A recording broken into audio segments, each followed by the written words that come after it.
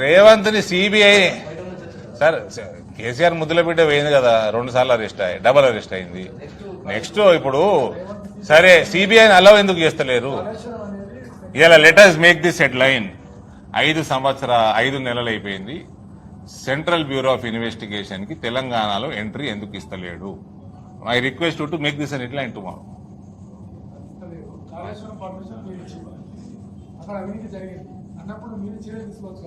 మరి చర్య తీసుకోవాలంటే సిబిఐ రావాలి కదండి. ఇక్కడ సిబిఐ రావద్దా? రావాలి కదా. చర్య ఎట్లా తీసుకుంటారండి? ఇన్వెస్టిగేషన్ చేయాలి కదా.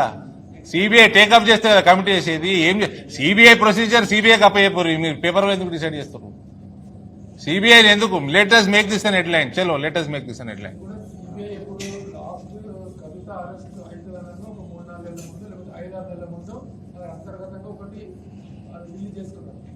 అంతర్గతంగా ఏం లేదు, రాజ్యాంగబద్ధంగానే సిబిఐకి ఎంట్రీ క్లోజ్ చేశారు.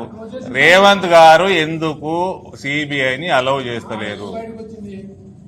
సరే అన్ని ఊహ, మీరు ఆల్ కొల్యూడ్ అయిపోయారు, వీళ్ళు కొల్యూడ్ అయిపోయారు అని. లెటర్స్ టాక్ టెక్నికల్ గా మాట్లాడదాము. మళ్ళీ ఆరోపణ చేస్తారు. ఊహాజనిక క్వశ్చన్లు వద్దండి. మీరు సిబిఐని ఎందుకు అలౌ చేస్తలేరు?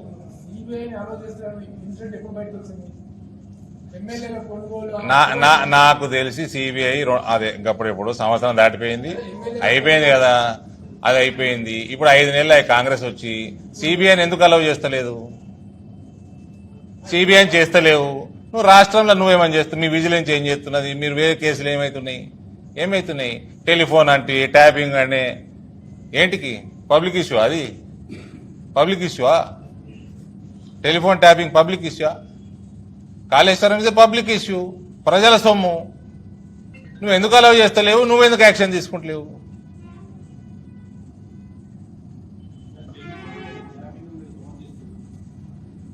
నేను దాని గురించి మా టైం కూడా వేస్ట్ చేసుకోను.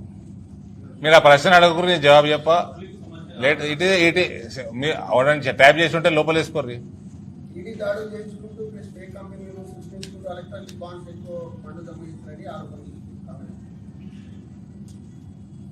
ఎవరికి ఎక్కువ పోయినాయి, ఎవరికి తక్కువ పోయినాయి కూడా ఉన్నది.